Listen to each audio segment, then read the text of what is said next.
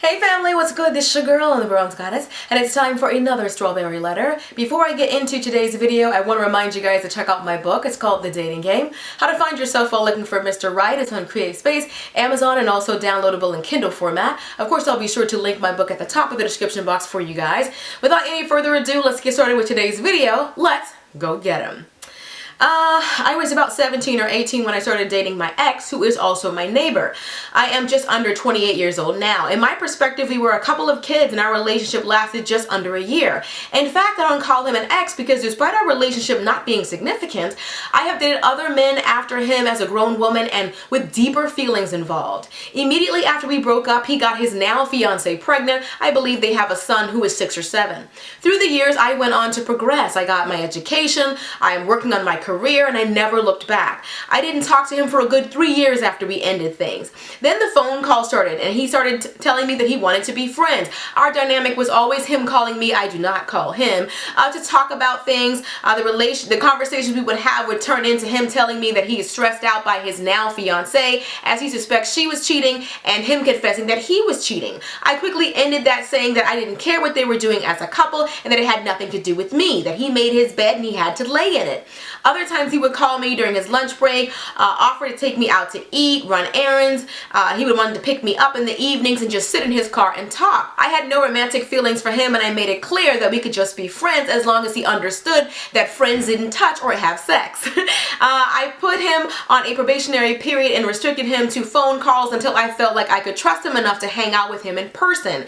When we did hang out, he would try to touch me, which resulted in me not speaking to him for months at a time. This was basically the dynamic of our relationship for the last 7 or 8 years. And yes, there was no sex involved the entire time. I let him know that my values were and that he respected that. I have to summarize this because it's ridiculously long. So anyway, they kind of went back and forth like this for years, and then fast forward to July of 2015 where he tells her out of the blue after not speaking to her for about 6 months that he wanted her to meet his family, his fiance and also his son. And she was like, no, if you ever bring up the idea of me meeting your family again, don't ever call me again. I don't want to meet your family. One day she is in her driveway putting some groceries away, taking some food inside the house, and guess who pulls up? Girl, he got the fiance and the baby in the car seat in the back, pulling up behind her. He's trying to help her with the groceries, like, I brought my family over for you to meet them. So she's looking dazed and confused, like, what part of the game is this? And then, to try to make sure that the fiance knows that she was not a threat and that she didn't want him, she walked over and was trying to be polite and did try to say hello to the fiance. The fiance then gives her the stink eye and says, girl, I already know that y'all talk, so no need to have an attitude. So the writer of the letter is shocked because she literally has not spoken to this man in months. And they had this on and off little friendship for years, pseudo friendship for years. And so she wants to know, why is he so pressed on keeping her involved in their relationship? She says that her friends say that it's actually her fault for entertaining him all these years. But the writer wants to know, if she's not a threat and if he's not still in love with her, why does she have to find her way in their relationship? Like, why are they so focused on her? Now, I feel like after reading your letter, I feel like whether you know it or not, whether you guys touched each other or not, you have been the other woman. At least that's the way that he is portraying it to his fiance. I feel like, little did you know, whenever he was talking to one of these women that you already said he was cheating with, or going out or staying out a little bit too late or anything like that, he was telling his fiance that he was hanging out with you. For some reason, he has convinced her that you guys really do have a legit friendship, and she's somewhat okay with it. But whenever he's doing anything he shouldn't be doing, I feel like he brings up your name because you're the only woman who she's somewhat comfortable with. I feel like that's why they ambushed you that day after months of not hearing from him. I feel like that's what that was all about. For him to just say, you know what? I'm telling you, I'm not doing anything wrong. She is just my friend. Meet her for yourself and you will see that she's just my friend. And then all of a sudden they come pulling up in your driveway after months of not speaking. I feel like he has been lying on your name, because I forgot to mention this part, so please forgive me. But the writer also says one day that she was out at the grocery store and somebody yells, it's the best friend of the fiance, yells out to her, whore, like yells out really loud where everybody can see it, everybody can hear it, and she's like shocked because she's like, I pride myself on minding my business. I don't even want that man. I've never let that man touch me. Like, everything has been on the up and up. I don't understand why any of this is happening. Honestly, in my opinion, to some extent, I actually do agree with your friends. Why entertain this man for years? You're not hard up for a relationship. You said you're attractive. You have all these things going for yourself with your career and your education and all of that. You sound like you already have friends, these same friends who told you that you're doing too much. Why do you need this male friend with this past in your life? I feel like, just like the Shakespearean quote goes, thou doth protest too much. You're doing too good of a job trying to tell me that you don't want him.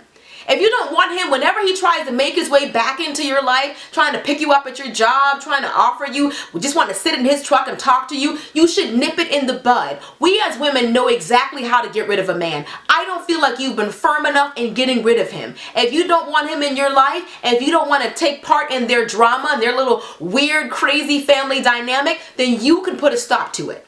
You're a big girl. You're a strong woman. If you want that brother gone, and if you really don't want him to call you, I'm not talking about not call you for 6 months, but ever, you know exactly how to do that. Let him know this is too much drama, that you didn't ask for this. But I honestly feel like he's been being sneaky and that he's been using you as a scapegoat. Whenever he's on the phone, whenever he's talking to a woman, whenever, anything like that, whenever he's out late, or he could just tell his girl, oh, I'm just with my friend. You know she's just my friend. I think after months of hearing that, she wanted to meet you to see if it was true.